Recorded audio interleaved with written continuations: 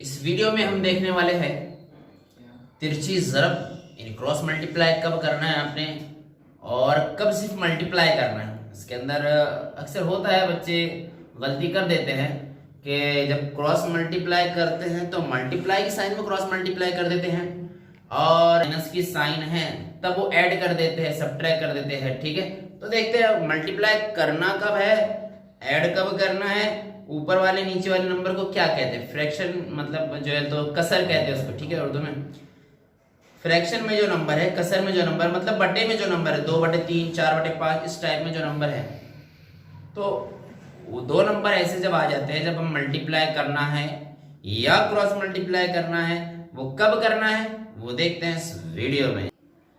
2/3 into 4/3।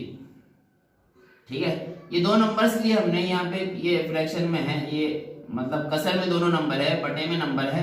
याद रखिए ऊपर वाले नंबर को कहते हैं न्यूमरेटर, नीचे वाले नंबर को कहते हैं डिनोमिनेटर, यानी उर्दू में कहते हैं शुमार कुनिंदा और नीचे वाले को नसब नुमा।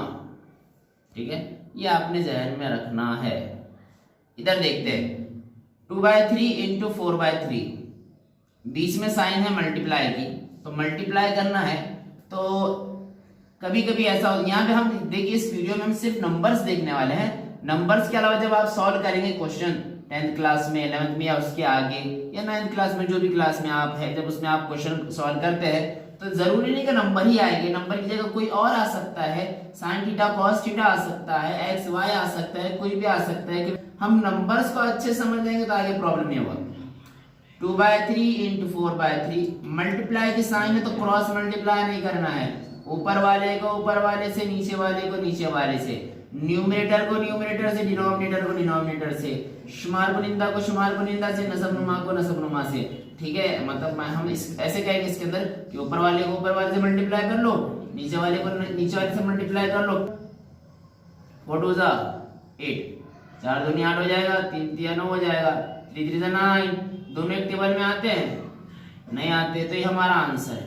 इसको और कैंसिल करेंगे तो पॉइंट में आंसर आएगा, वहां तक हमको करना नहीं। सिर्फ हम मेथड देख रहे हैं कि क्रॉस मल्टीप्लाई कब करेंगे और कब जो है तो सिर्फ मल्टीप्लाई करेंगे। यहाँ पर 2/3 है, सेम क्वेश्चन लेते हैं 2/3 प्लस 4/3, सेम क्वेश्चन, सिर्फ हमने साइन चेंज कर दिया, यहाँ मल्टीप्लाई थी, यहाँ पे हमने प्लस लिए। अब यहाँ पे दो मेथड्स आप यूज कर सकते हैं, एक तो ये कि क्रॉस मल्टीप्लाई कर लो या फिर डिनोमिनेटर सेम है यानी नसब नुमा सेम है, नीचे वाला जो नंबर है वो एक जैसा है, हम कॉमन ले सकते हैं, मल्टीप्लाई करने की जरूरत नहीं है। ऊपर वाला नंबर एज इट इज लिखना है, 2 + 4/3, 2 टाइम था, 1 टाइम लिखे, कॉमन लिए, मुश्तरिक लेना कहते हैं इसको। 2 + 4/3। अब करेंगे ऐड, प्लस की साइन दिखी तो ऐड नहीं करना है ऊपर वाले को, ऐसा करते हैं मिस्टेक हो जाती है कि ऊपर वाले को ऐड कर लिए, नीचे वाले को भी ऐड कर लिए, 4 + 2 6, 3 + 3 6, ऐसे नहीं कर।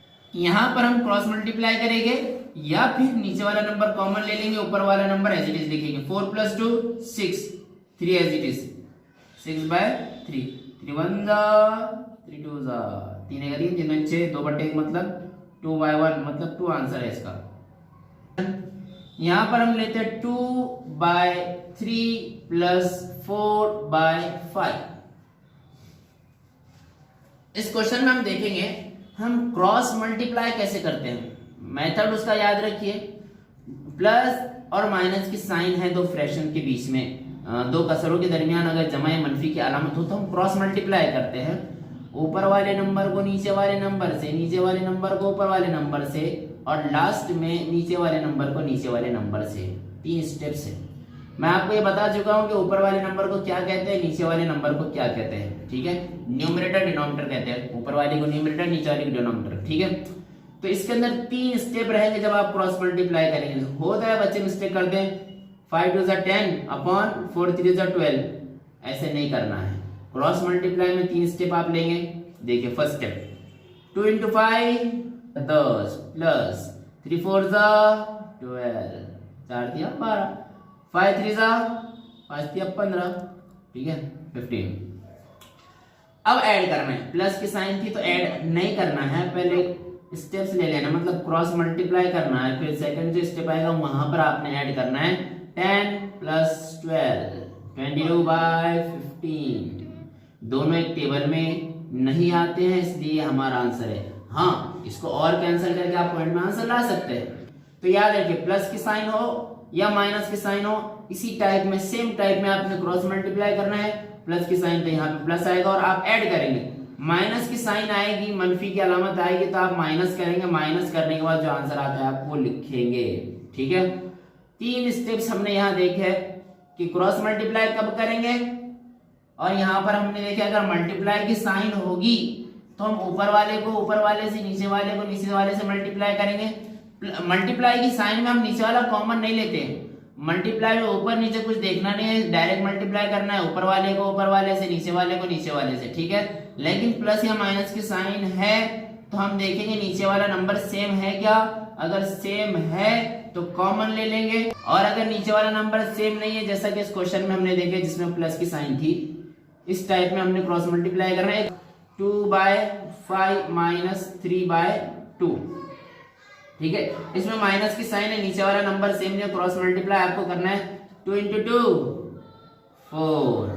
माइनस की साइन है, 5 × 3 = 5 × 15, 5 × 2 = 5 × 2 = 10 हो जाएगा।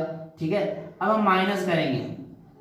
इससे पहले मैंने आपको प्लस माइनस के जो मतलब बेसिक फॉर्म थे, जो उसके उसूल थे, वो हमने आपको बताए थे। बड़े नंबर में छोटा नंबर माइनस कर रहे हैं आप, 15 में से 4 निकालेंगे तो बच जाएगा 11, लेकिन sign of big number upon 10 बड़े नंबर की अलामत आएगी। ये हमारा आंसर है।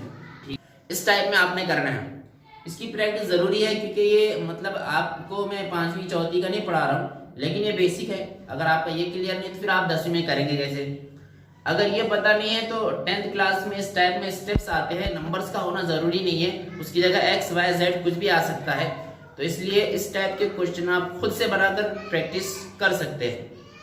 अगले वीडियो में हम रूट यानी जजर वाले नंबर देखेंगे कि उनको जब मल्टीप्लाई करते हैं या ऐड करते हैं तो कैसे होता है। आज के लिए यानी इस वीडियो में इतना काफ़ी है। Thank you.